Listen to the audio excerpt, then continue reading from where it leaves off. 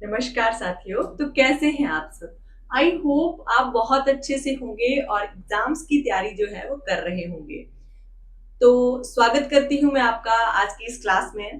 तो आज की क्लास जो है ये रहने वाली है सी टेट और एचपीटीजीटी कमीशन के लिए। ठीक है, अगर आप सी टेट की प्रिपरेशन कर रहे हो और या फिर आप एचपीटीजीटी कमीशन की प्रिपरेशन कर रहे हो, दोनों के लिए ही आज की ये जो क्लास है, ये जितने भी क्वेश्चंस हैं ये बहुत ज्यादा इंपॉर्टेंट रहने वाले हैं, क्योंकि आज की क्लास के क्वेश्चन जो है एक तरह से जीके हैं, एक तरह से पीवाईक्यू है। ये सभी क्वेश्चंस जो है वो एग्जाम्स में आ चुके हैं 2025। हो सकता है कि नवंबर दिसंबर तक सी टेट का एग्जाम तो आ ही जाए, लेकिन कमीशन का एग्जाम भी बहुत ही जल्दी आने वाला है। जैसा कि आपको पता है फॉर्म्स फिल हो रहे हैं अभी तक, तो ये एग्जाम भी बहुत जल्दी आने ही वाले हैं। तो ये जितने भी क्वेश्चंस हैं ये एग्जाम के पॉइंट ऑफ व्यू से बहुत ज्यादा इंपॉर्टेंट हैं। और अब मेरे चैनल का नाम तो आपको पता ही है, अगर आपने अभी तक चैनल को सब्सक्राइब नहीं किया है तो please online study with Saroj को जरूर सब्सक्राइब कर लें, क्योंकि ये चैनल आपके लिए बहुत ज्यादा हेल्पफुल जो है वो रहने वाला है। अगर आप चाहते हो कि अच्छे से आपकी सी टेट की तैयारी हो जाए तो मैंने एक प्लेलिस्ट सी टेट की डाली हुई है। वहां पे मैंने ब्रीफ में एसएसटी वाला जो पोर्शन है उसको बताया हुआ है, उससे एक एक क्वेश्चंस को मैंने डिटेल में आपको पढ़ाया हुआ है। तो वहां पर जाकर आप उस प्लेलिस्ट को जाकर जरूर चेक कर सकते हो, अपने फ्रेंड्स के साथ भी उन वीडियोस को शेयर कर सकते हो। ठीक है, तो चलिए शुरू करते हैं हम आज की ये क्लास। ठीक है, क्लास को छोड़कर बिल्कुल नहीं जाना है, क्लास को पूरा जरूर देखना है, तभी ये क्वेश्चंस जो है आपके लिए बेनिफिशियल रहेंगे, क्योंकि एक एक क्वेश्चन मैं आपके लिए चुनकर लेके आती हूँ। ठीक है, और क्लास को लाइक करना और कमेंट करना बिल्कुल नहीं भूलना है, मुझे बताना है कि आपको क्लास मेरी जो है वो कैसी लगती है। तो चलिए शुरू करते हैं हम आज की ये क्लास। इसमें सबसे पहला जो क्वेश्चन है ये है कि विधि दिवस कब मनाया जाता है। ठीक है, इसको हम विधि दिवस भी बोल सकते हैं, या हम इसको संविधान दिवस बोलते हैं, या फिर आपसे जो है वो कॉन्स्टिट्यूशन डे भी पूछा जा सकता है कि जो संविधान दिवस है ये कब मनाया जाता है। या फिर यहाँ पे जैसे पूछा गया है कि विधि दिवस कब मनाया जाता है, तो ये मनाया जाता है 26 नवंबर को। ठीक है, तो 26 नवंबर को ही क्यों विधि दिवस जो है वो मनाया जाता है, या फिर संविधान दिवस जो है वो 26 नवंबर को ही क्यों मनाया जाता है। ठीक है, तो क्योंकि जब हमारा संविधान बनकर तैयार हुआ था, लगभग 2 वर्ष 11 महीने और 18 दिन का समय लगकर जब हमारा संविधान जो है वो बनकर तैयार हो गया था, तो उसको जब संविधान के द्वारा अपना लिया गया था तो वो टाइम था 26 नवंबर 1949 का टाइम। ठीक है, लेकिन संविधान को उस टाइम पे लागू ना करके कुछ एक जो धाराएं थी उस टाइम से ही प्रभावी कर दी गई थी, लेकिन बाकी सभी को लागू जो किया गया था पूर्ण रूप से इसको संविधान को, वो किया गया था 26 जनवरी 1950 से। ठीक है, तो उस दिन हम रिपब्लिक यानी कि गणतंत्र दिवस मनाते हैं। ठीक है, लेकिन हमारा जो संविधान है ये बनकर तैयार हो गया था 26 नवंबर वाले दिन, जिस दिन संविधान द्वारा इसको अपना लिया गया था। ठीक है, तो ये संविधान बनकर तैयार होने के कारण ही 26 नवंबर वाले दिन हम संविधान दिवस जो है वो मनाते हैं। हर वर्ष संविधान दिवस हम 26 नवंबर वाले दिन सेलिब्रेट करते हैं। ठीक है, तो ये पता चल गया आपको कि विधि दिवस क्यों मनाया जाता है। ठीक है, क्योंकि मैक्सिमम बच्चों का कंफ्यूजन ये था कि 26 जनवरी को जब हमारा संविधान लागू हुआ है तो हम 26 नवंबर को क्यों हम संविधान दिवस मना रहे हैं। वो इसलिए क्योंकि उस दिन हमारा संविधान जो था वो बनकर तैयार हो गया। ठीक है, लेकिन उसको जो लागू किया गया था, ठीक है, वो 26 जनवरी को किया गया था। तो यहाँ से आई होप कि ये वाला कॉन्सेप्ट आपका क्लियर हो गया होगा। नेक्स्ट बात करते हैं नेक्स्ट क्वेश्चन की। नेक्स्ट क्वेश्चन है कि प्रथम बार जो राष्ट्रीय ध्वज फहराया गया था ये कब फहराया गया था। ठीक है, तो प्रथम बार राष्ट्रीय ध्वज जो फहराया गया था ये 7 अगस्त 1906 में फहराया गया था। ठीक है, 7 अगस्त 1906 को फहराया गया था और ये कोलकाता में फहराया गया था। और उस टाइम हमारे जो तिरंगा या झंडा था हमारा, उसमें लाल पीला और हरा रंग था। ठीक है, 1907 में जब हमारा जो झंडा था, राष्ट्रीय ध्वज जो था, उसमें लाल पीला और हरा रंग की क्षैतिज रेखाएं थी। ठीक है, तो ये अभी आपने याद रखना है कि जब पहली बार राष्ट्रीय ध्वज को फहराया गया था तो लाल पीला और हरा रंग इसमें था। ठीक है, आज के ध्वज की तरह ये बिल्कुल भी नहीं लगता था। नेक्स्ट है कि राष्ट्रीय ध्वज का डिजाइन किसने बनाया था। अब राष्ट्रीय ध्वज जो है हमारा इस टाइम पे, जो वर्तमान समय में हमारा राष्ट्रीय ध्वज है, इसका डिजाइन किसके द्वारा बनाया गया था? तो ये बनाया गया था पिंगली वेंकैया के द्वारा। ठीक है, ये क्वेश्चन मैं आपको पहले भी बता चुकी हूँ, इंपॉर्टेंट है और बहुत बार ये एग्जाम में पूछा जा चुका है कि पिंगली वेंकैया ऐसे व्यक्ति थे जिनके द्वारा जो था वो राष्ट्रीय ध्वज का डिजाइन जो था वो बनाया गया था।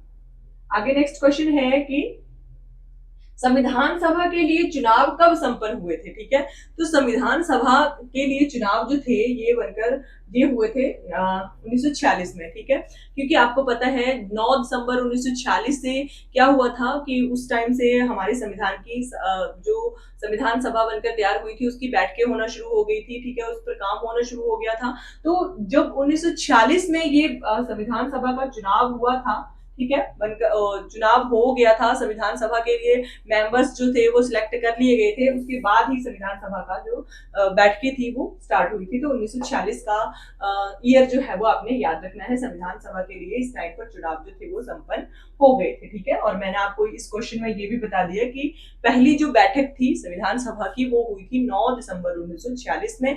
और आपको पता है उस टाइम पर जो एक अस्थायी अध्यक्ष चुने गए थे वो सभा के सबसे वरिष्ठ या सबसे जो आप कह सकते हो वयस्क जो एक सदस्य चुने गए थे, डॉक्टर सच्चिदानंद सिन्हा जी, उनको अस्थायी रूप से अध्यक्ष जो था वो चुना गया था। ठीक है, उसके बाद जब दूसरी बैठक हुई थी 11 दिसंबर 1946 को, उस टाइम पर जो था वो डॉक्टर राजेंद्र प्रसाद जी को जो था वो स्थायी रूप से अध्यक्ष जो था वो बना दिया गया था संविधान सभा का। ठीक है, तो ये इंपॉर्टेंट है, 2-3 क्वेश्चन यहाँ पे मैंने आपको बता दिए हैं। ठीक है, ये नेक्स्ट क्वेश्चन है कि निशुल्क और अनिवार्य शिक्षा किस अनुच्छेद में है? ठीक है, अब हमसे पूछा गया है कि निशुल्क और अनिवार्य शिक्षा ये कौन से अनुच्छेद में है। ठीक है, तो यहाँ पे भी कंफ्यूजन होता है, वो भी मैं आगे नेक्स्ट आने वाले क्वेश्चंस में दूर करूंगी, लेकिन अभी के लिए आपको ये पता होना चाहिए कि जो निशुल्क और अनिवार्य शिक्षा है ये अनुच्छेद 45 में के अंडर आती है। ठीक है, और जो धारा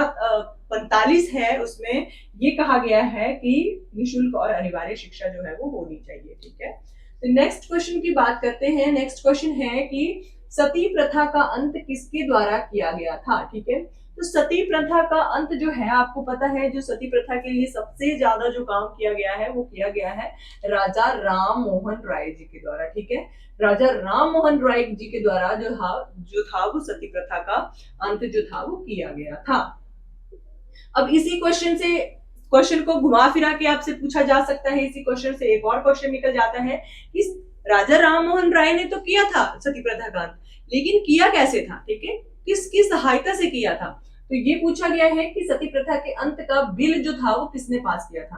ठीक है, अब राजा राम मोहन राय ने तो बहुत प्रयास कर लिए थे सती प्रथा का अंत करने के लिए, लेकिन जब तक एक बिल या एक आप कह सकते हो एक लिखित में एक बिल प्रस्ताव ना पास होता तब तक जो था वो राजा राम मोहन राय भी लोगों की जो सोच थी उसको चेंज नहीं कर सकते थे। ठीक है, तो जो सती प्रथा का बिल जो था ये पास किया था लॉर्ड विलियम बेंटिक ने। ठीक है, लॉर्ड विलियम बेंटिक के द्वारा पास किया गया था।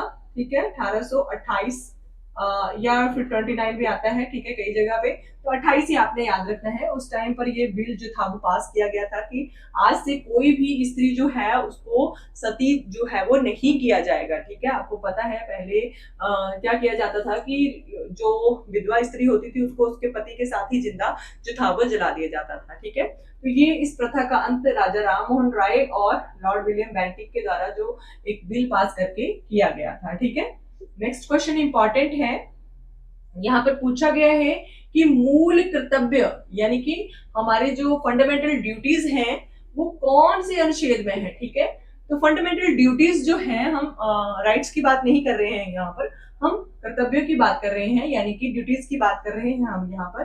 तो पूछा गया है कि कौन से अनुच्छेद में है ये, तो ये अनुच्छेद 51A से के में है। ठीक है, ए के आपने याद रखना है, अनुच्छेद 51A के में है ये। और ये क्वेश्चन भी पूछा जा सकता है कि मूल कर्तव्यों का जो विचार है हमारे संविधान में ये कहाँ से, कौन से देश के संविधान से लिया गया है, तो ये लिया गया है पूर्व सोवियत संघ से। ठीक है, पूर्व सोवियत संघ जो था उस देश के संविधान से मूल कर्तव्यों का विचार जो है वो लिया गया है। आपको पता है हमारे संविधान में जितने भी चीजें हैं सभी ये किसी न किसी संविधान से आइडिया लेकर ही की गई है, ठीक है। जो भारत का संविधान है ये लिखित रूप से संविधान है और सबसे ज्यादा विस्तृत, पूरी दुनिया के संविधानों में सबसे ज्यादा विस्तृत संविधान जो है वो भारत का ही है, ठीक है। तो ये भी आपने याद रखना है और ये पता होना चाहिए कि मूल कर्तव्यों का विचार जो है वो कौन से देश से लिया गया था। इस प्रकार से आप भी आपसे क्वेश्चन पूछा जा सकता है या क्वेश्चन पूछा जा सकता है कि मूल कर्तव्यों की संख्या कितनी है, तो 11 है,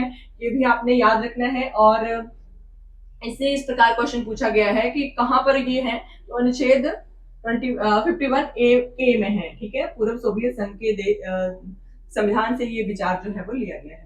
नेक्स्ट क्वेश्चन की बात करें तो नेक्स्ट क्वेश्चन है कि मताधिकार की आयु कब 21 वर्ष से घटाकर 18 वर्ष कर दी गई थी, ठीक है।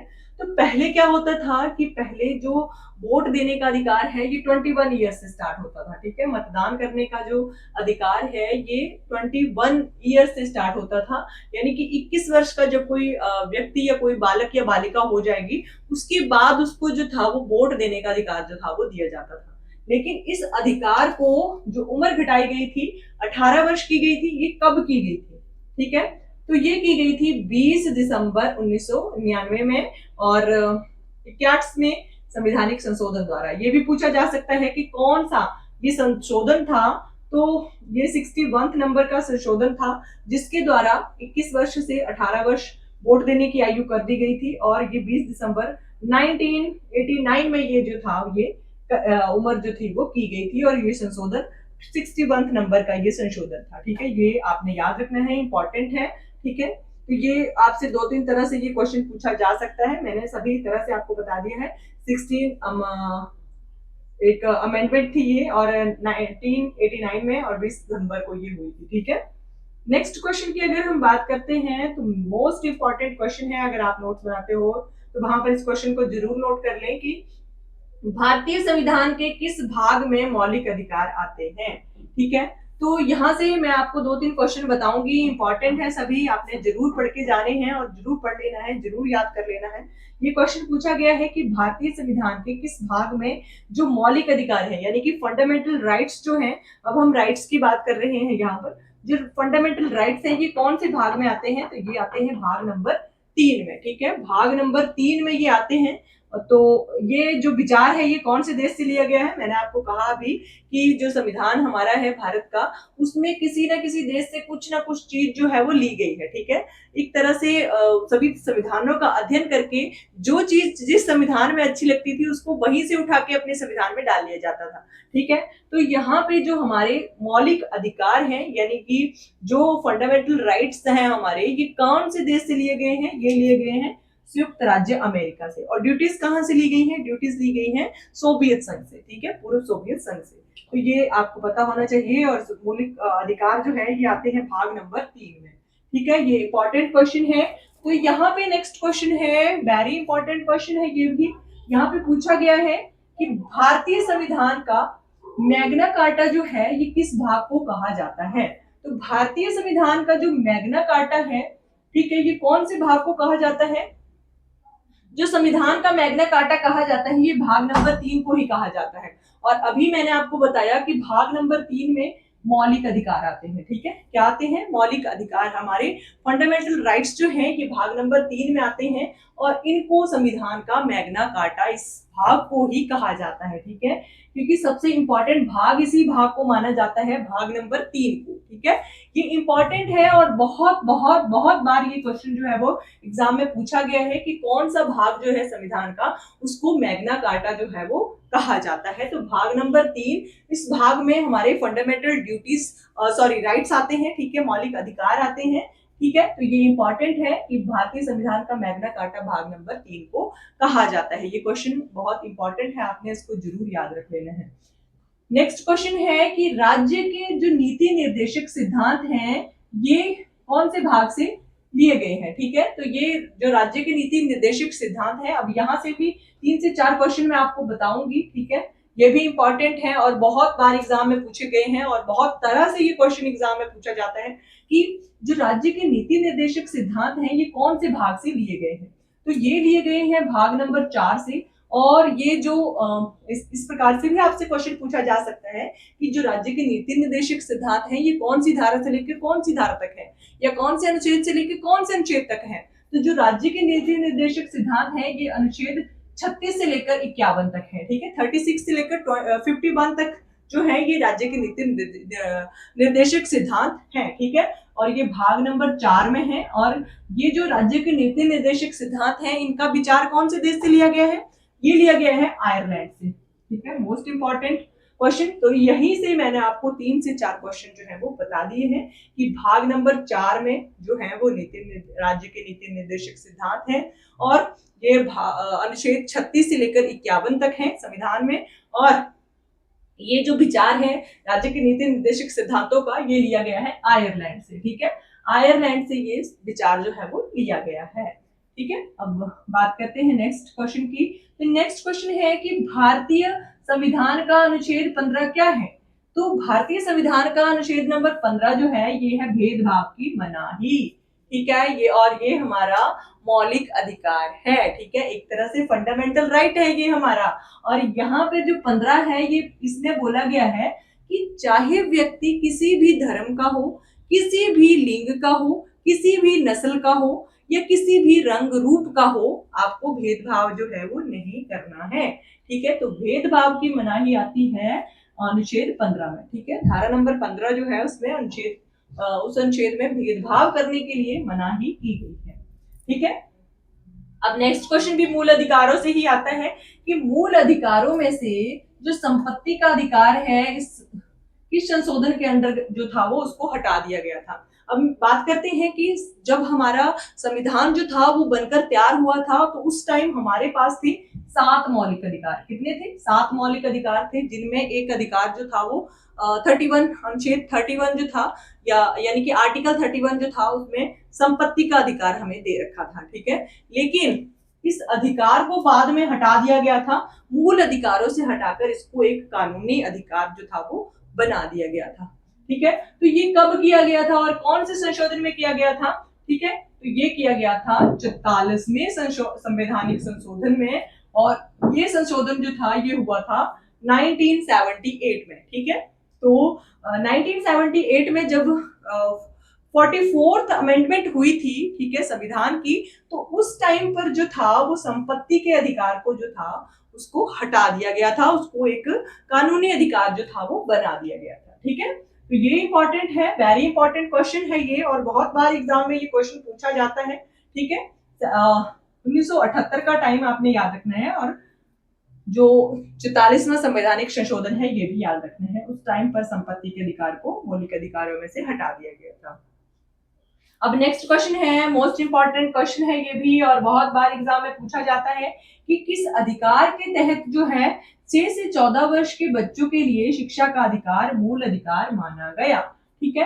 अब 6 से 14 वर्ष के बच्चों के लिए, अभी मैंने आपको जब पहले ये क्वेश्चन पढ़ाया था तभी मैंने आपको बताया था कि ये जब वाला कंफ्यूजन जो है ये मैं आपका क्लियर करूंगी। तो ये हमारे पास पहले से ही अगर अनुच्छेद बन रखा था निःशुल्क और अनिवार्य शिक्षा का, तो हमें क्या जरूरत थी कि हम दूसरी बार इसको मूल अधिकारों में डालें, ठीक है। क्यों?